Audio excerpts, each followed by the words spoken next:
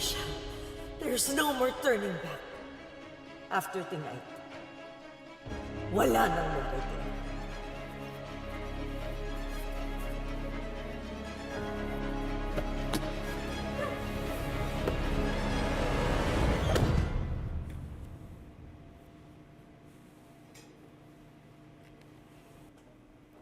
Ma'am Patricia?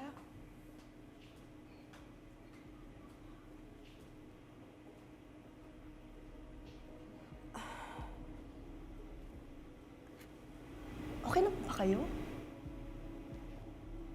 Of course. Why wouldn't I be? Out of the picture na ang babaeng sumira sa amin ng asawa ko. Kaya wala na akong poproblemahin pa. Basta ma'am, pag kailangan mo ulit ako, tawagan mo lang kami. Akong bahala sa'yo. Oo naman. I'll keep that in mind. Salamat nga po pala ulit sa bonus, ma'am. Una na po ako. Okay.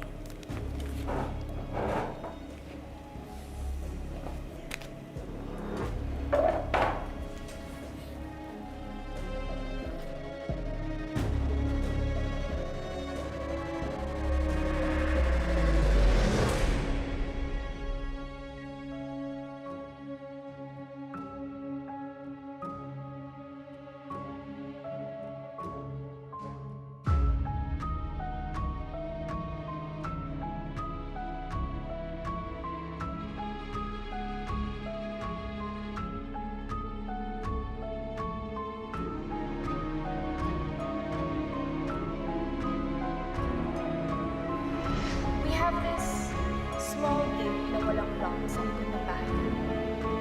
At doon ako dumadaan at tumatakas. Especially pag hindi ako pinapayagan ni Matty na lumabas.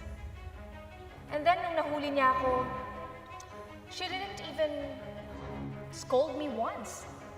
She lectured me and reminded me of what's right every single day.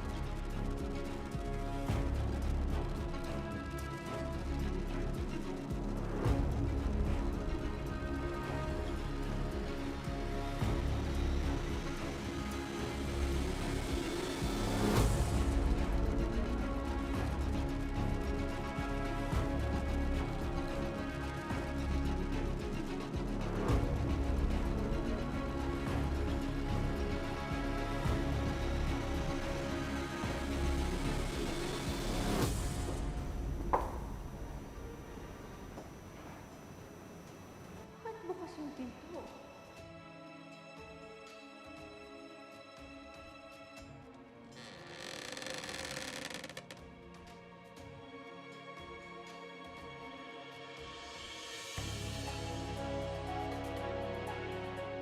Evelyn? Evelyn, ikaw ba yan? Evelyn! Hindi ka pa ba umuwi?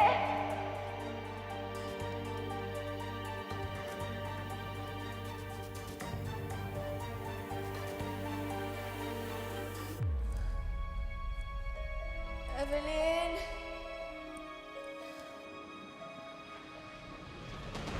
Evelyn!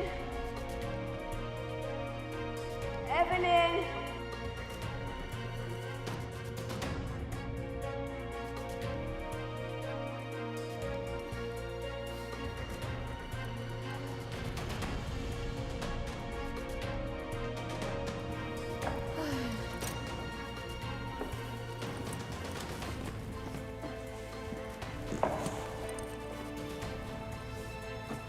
Evelyn! Sana kayo.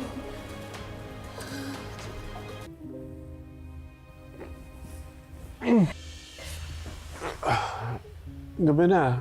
Bakit yun ka lang? I met with a friend. We did a lot of catching up. I'm sorry, hindi na ako nakasama sa inyo ni Trixie for dinner.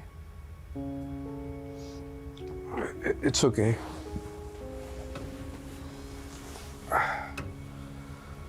Nasabihan ko na nga pala si Lilette na she's invited to stay over next week.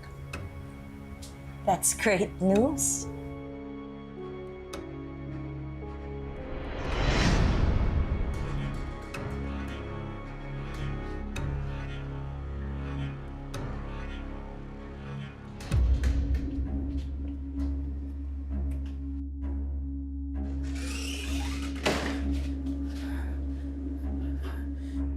Kung pinuntahan niyo po ako dito kasi akala niyo po ako pumatay kay Atty. Meredith, hindi po ako. Hindi ko po yun magagawa.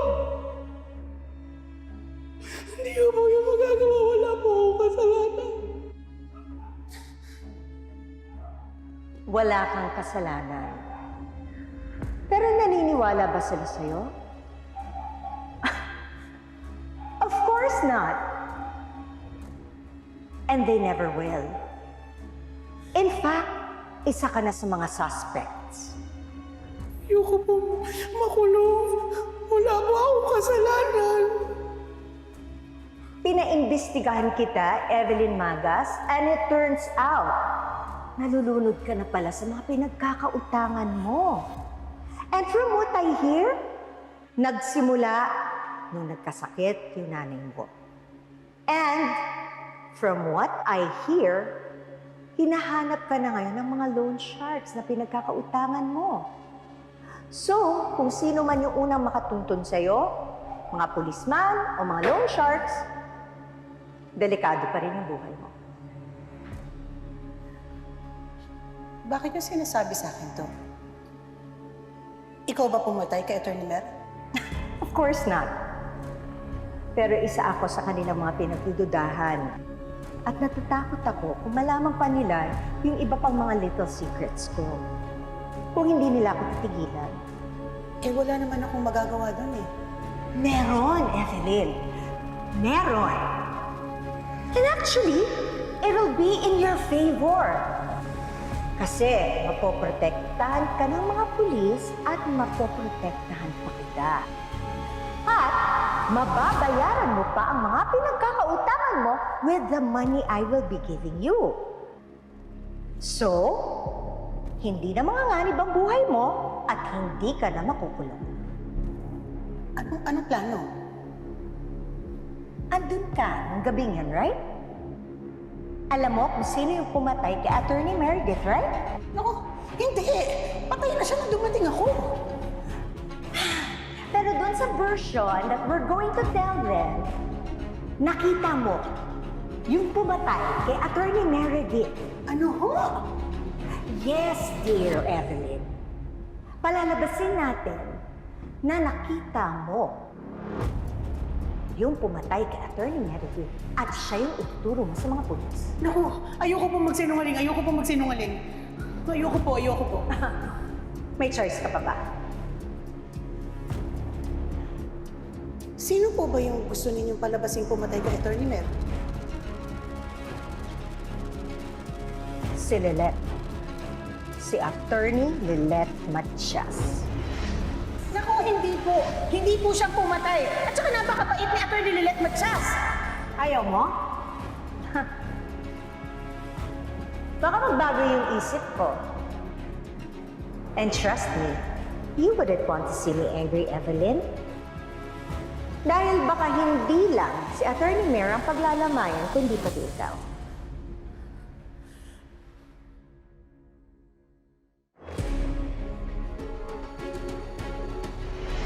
Ayos ka lang ba? Parang something's bothering you. I'm okay, Han. Hindi lang talaga ako makapaniwala na totoo na ito. Akala ko nananaginip pa ako. Akala ko kasi imposible na magkabalikan pa tayo ulit. But I'm really happy that we're back together at binubuo natin ulit ang pamilya natin.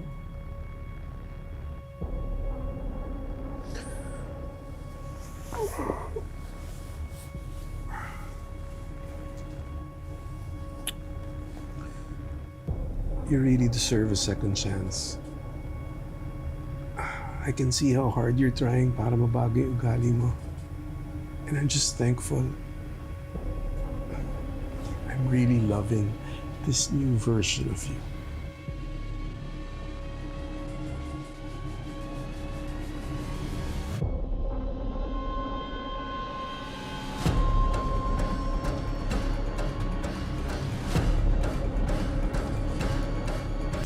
Matapos ang masusing pagdinig at pagsusuri sa mga ebidensya at testimonya, napatunayan ng korteng ito na si Vicente Fernan ay hindi nagkasala sa kasong reckless imprudence resulting to damage to property. So ordered. Maraming salamat, Atty. Lilette Matias.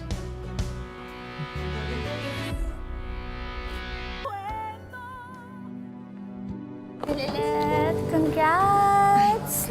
Thank you, Trixie. Wait, you have to congratulate me also. Bakit? Nakapasa ako sa law school. Susunod na ako sa iyo pa. Wow! Congratulations! Naku, kayang-kaya mo yung law school. Of course, kayang-kaya ko. Inspiration kaya kita. Congrats! Thank you, congrats! Proud of you. Thank you.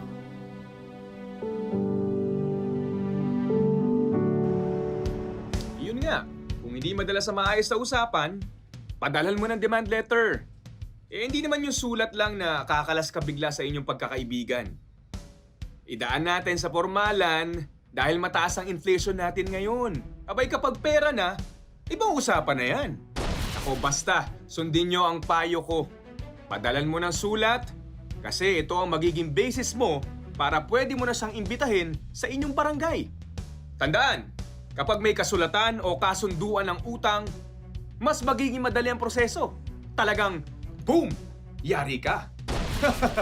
At hindi na makakapalag ang kaibigan mo, ha? Pero hinay-hinay pa rin. Mas mabuti pa rin na idaan na lang sa maayos na usapan. Kasi baka talagang wala naman talaga siyang pambayad o gipit lang. Yun ang mahirap.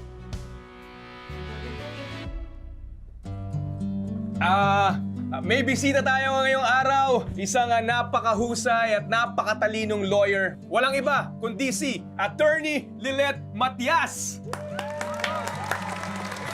Sorry mahihayin si Attorney eh. Kasi ibang level tong podcast eh. Pero kapag nasa korte to, aba, talagang palaban siya. Halika na, Attorney. Halika na. Halika na. Tapos lang na. Yan. Sana na. Magandang araw po sa inyong lahat. O, di ba? Sabi ko sa inyo eh. Hindi mahihayin si Attorney Lilette Matias. Salamat sa pagbisita, Attorney ha. Ayan. Magbabasa tayo ng mga comments sa ating mula sa ating live viewers Ang sabi ni Jed, ang cute ni Attorney Lilet Matias. Inspirasyon talaga siya sa lahat ng mga nangangarap sa kabila ng kanilang kondisyon. Anong masasabi mo dyan, Attorney? Ay, maraming salamat po at naging inspirasyon ako sa inyo. Tama po kayo. Kung meron kayong gustong maabot sa buhay, pagsumikapan nyo lang. Kahit pa may mga hindi naniniwala sa inyo, o kahit pa may kapansanan kayo, tuparin nyo pa rin yung mga pangarap nyo. Wow! Grabe, napakaganda nung sinabi mo, Attorney. Palakpakan naman! Palakpakan! Eto, from Debbie, ang sabi niya, Attorney Kurt, huwag nyo nang i-add to cart si Attorney Lilet. Dapat i-ship nyo na. Uy! Kayo talaga, ha? Grabe kayo, ha? Alam nyo, sa susunod, dapat i-invite natin ulit si Attorney Lilet Matias para makapag-discuss tayo ng legal topic. Di ba, Attorney? Well, that's all for today. Sana nakakuha kayo ng legal advice mula sa inyong kaboom, Attorney Kurt Ignacio. Kapag may suliraning legal, sa akin kayo tumutok. Makita-kita tayo ulit sa bagong episode ng Boom! Yari ka! Bye-bye!